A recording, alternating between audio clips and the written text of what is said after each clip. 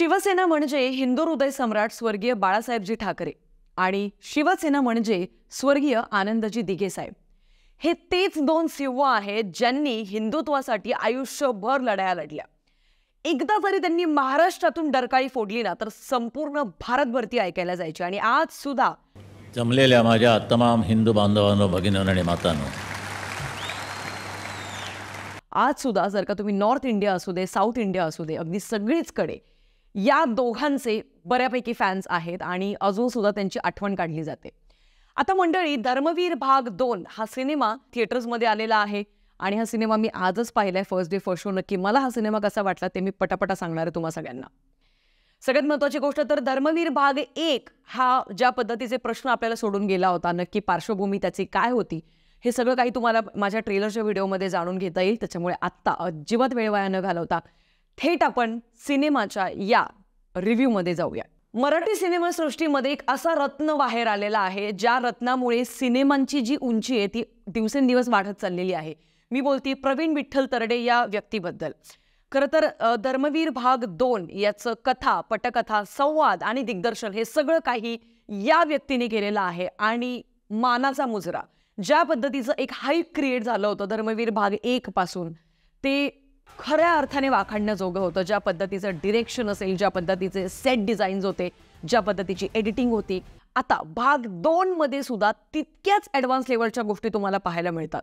खरं तर अपेक्षाभंग होणार की काय याची भीती माझ्या मनात होती, पण ट्रस्ट मी, धर्मवीर भाग 2 सुरुवातीपासून थेट शेवटपर्यंत तुम्हाला इतकं कचकटून बांधून ठेवतो की अगदी आजूबाजूला छोट्या मोठ्या जर का गप्पा जरी कोणाच्या सुरू असतील ना तर तुम्ही इग्नोर करता आणि तुम्हाला संपूर्ण सिनेमातलं काहीच मिस करायचं नसतं।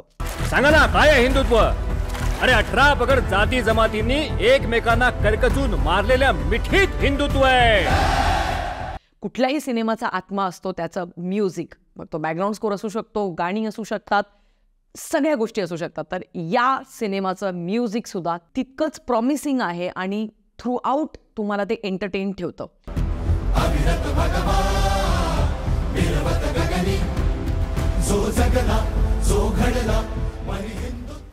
आता मंडळी, धर्मवीर एक असा सिनेमा, एक अशा व्यक्तिमत्वाबद्दल ज्या व्यक्तीचे दोन्ही खिसे रिकामे होते आयुष्यभर। 50 वर्ष आयुष्य जगलेला हा व्यक्ती फक्त ठाण्यापुरता मर्यादित नसून तर संपूर्ण महाराष्ट्रातून बायका किंवा महिला किंवा मुली त्यांना राखी बांधण्यासाठी आनंद मठात जमायच्या। एक असा व्यक्ती ज्याने कुठली जात किंवा कुठल्या धर्माचा माणूस आपल्या दारी येतोय कुठलाही प्रॉब्लेम घेऊन हे न बघता आपल्या आनंद मठातून, आपल्या आनंद आश्रमातून जास्तीत जास्त लोकांचे न्यायनिवाडे केले। त्याला धर्म जात काही नसते। डोक्यावर टोपी घालून फिरणारा नाही, डोक्यात जिहाद घेऊन जगणारा मुसलमान आपला शत्रू आहे, बाकी सगळे आपलेच। लग्न केल्यानंतर आपण फसणार बाबा रे आणि संसारात अडकलेला माणूस हा समाजा हितासाठी कायच काम करणार ही जाणीव ठेवलेल्या याच व्यक्तीने आयुष्यभर लग्न न करण्याचा निर्णय घेऊन आयुष्यभर एकटा राहून समाजाची सेवा करण्याचा निर्णय घेतला। बँकेत एकही खातं नसलेला हाच तो माणूस, हीच ती व्यक्ती म्हणजेच आनंदजी दिघे साहेब। आता सगळ्यात महत्त्वाची गोष्ट तर या सिनेमाचा रिसर्च असणं खूप इम्पॉर्टंट होतं, कारण तुम्ही अशा व्यक्तीवरती सिनेमा काढताय ज्या व्यक्तीचं संपूर्ण आयुष्य समाजासाठी तर होतंच, सगळ्या जगाला ते ठाऊक होतेच, पण त्यातल्या त्यात आत्ताच असं घाणेरडं राजकारण पेटलेलं आहे ना महाराष्ट्रात। फक्त जात जात जात दिवस आणि रात्र। तुम्ही सकाळी टीव्ही लावला काय तुम्हाला जातीवरनं भांडताना लोक दिसतील, अगदी नाक्यावरती ते 4-5 कुत्रे जसे भांडत असतात ना तसेच एकमेकांवरती आरोप वगैरे लावताना तुम्हाला दिसतील। तर मला असं वाटतं की आत्ता या सिच्युएशनमध्ये तुमचा रिसर्च तगडा असणं खूप इम्पॉर्टंट होतं। आणि ट्रस्ट मी, ज्या गोष्टींचे पुरावे आता आपल्याला सोशल मीडियावरती दिसतात, कारण मी बराच रिसर्च केला, ज्या गोष्टी दाखवल्या गेल्या त्या सगळ्या गोष्टी आहेत तशाच शाबूतपणे सिनेमात दाखवल्या, त्याच्याबद्दल मेकर्सचं खूप खूप कौतुक। खरं तर भाग 1 मध्ये आपल्याला साहेबांचे म्हणजे आनंद दिघे साहेबांच्या बऱ्यापैकी कार्याची एक झलक दाखवली होती, पण माझी एक तक्रार होती की अजून त्यांच्या कार्याची झलक आपल्याला बघायला मिळणं गरजेचं होतं आणि ती सेकंड पार्टमध्ये नक्कीच ती तुमची इच्छा पूर्ण होते। कारण ज्या पद्धतीने पालघर जिल्ह्यामध्ये घडलेली घटना असेल, जिथे साधूंसोबत जे काही घडलं, त्याच्यानंतर कोविडच्या काळामध्ये सरकार कशा पद्धतीने वागलं किंवा काय काय भूमिका त्यांनी बजावल्या, त्याच्यानंतर बाबरी मस्जिदची गोष्ट असेल, त्याच्यानंतर कारसेवकांची गोष्ट असेल, ट्रिपल तलाक, आर्टिकल 370 हे अत्यंत कॉन्ट्रोवर्शियल मुद्दे आहेत, अत्यंत महत्त्वाचे मुद्दे आहेत आणि हे तितक्याच धाडसाने त्यांनी मांडल्याबद्दल त्यांचं पुनश्च एकदा कौतुक।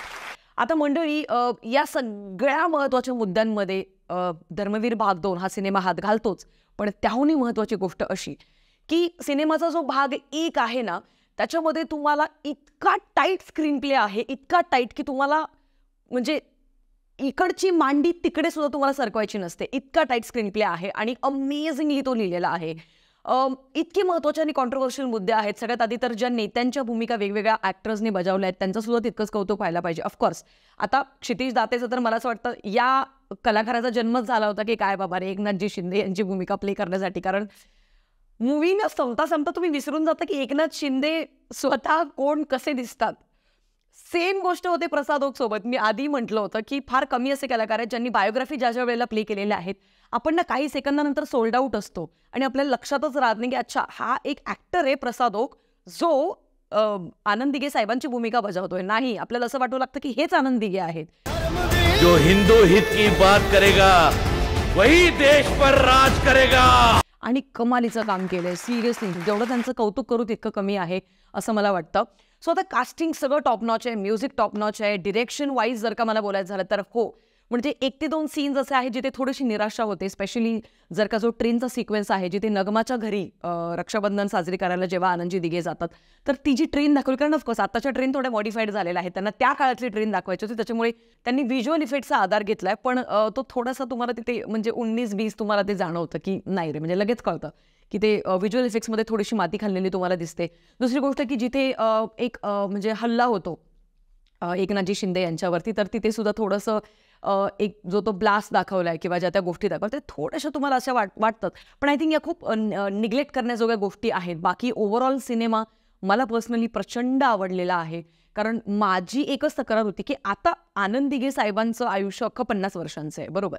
त्यातल्या त्यात तुम्ही पहिल्या भागामध्ये बऱ्यापैकी काही इन्सिडेन्सेस दाखवले जिथनं आम्हाला कळले की आनंद दिघे साहेब कोण होते. कारण का आपण ठाण्यात नाही राहत, आपलं अख्खं आयुष्य बाहेरच्या दुसऱ्या जिल्ह्यांमध्ये गेलं. त्याच्यामुळे आपल्यासाठी आनंदजी दिघे साहेब वरवरून ऐकून होतो आपण त्यांच्याबद्दल. पण या सिनेमाच्या माध्यमातून नक्कीच ते कोण आहेत, खूप तळागाळात अगदी त्यांचं एक ओव्हरऑल पर्सनॅलिटी काय होती, त्यांची विचार करण्याची पद्धत काय होती, ते कसे रिॲक्ट व्हायचे, ते कसे बोलायचे, ते कसे, ह्या सगळ्या गोष्टी आपल्याला खूप सुंदररित्या त्यांनी मांडलेल्या आहे. त्याच्यामुळे भाग 2 मध्ये नक्की ते अजून काय दाखवणार होते. तर आता फर्स्ट हाफमध्ये तर आपण पाहिले. सेकंड हाफमध्ये बऱ्यापैकी मला असं वाटतं एक जो स्क्रीन प्ले पॅरलली विभागून आपल्याला दाखवलेला आहे, जिथे एकनाथजी शिंदे असं विचार करतात की जर आनंद दिघे साहेब आज असते तर त्यांनी या सिच्युएशनला कसं त्यांनी तोंड दिलं असतं.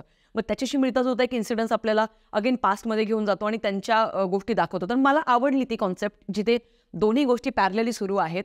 आणि हो, जसं मी म्हटलं, 2 ते 3 तक्रारी जर का सोडल्या डिरेक्शन वाईज तर I think the whole cinema is not one time watch but it's definitely like multiple times तुम्ही जाऊन हा सिनेमा बघू शकता.